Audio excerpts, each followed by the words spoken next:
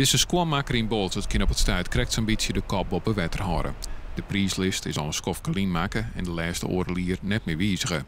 Als de kabinetsplan terugzetten worden, verhoort dat aanst wel. In steeds van 6% moet hij 21% btw berekenen.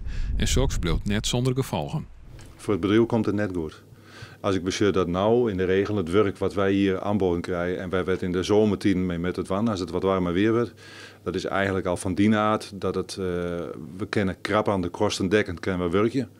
En het houdt net over en het is nou eerder dat het al een beetje onder de streep zit. Dus het is net hoopgevend, zeg maar.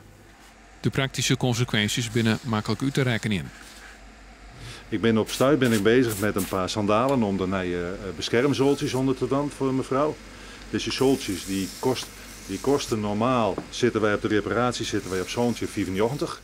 En aanstonds na de verheging moeten we daar ruim €20 voor rekenen.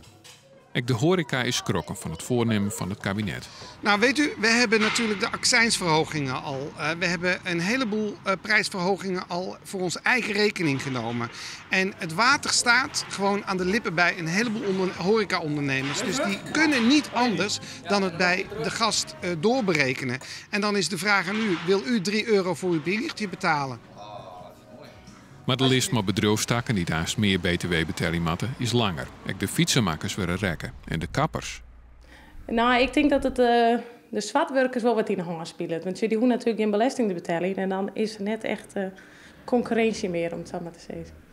Want dat is wat je in deze branche leest van als het om prijsconcurrentie gaat. Ja, dat denk ik wel. Dat heel soort mensen met zelf even knippen of de buurvrouw of de buurman. Nou, ik neem maar wat. Maar dan ga dat je wel jij doen, dat de kappers weer duurder worden natuurlijk. Al die ondernemers staan net al in haar verzet. Ook de commissaris van de Koning zucht het net zitten.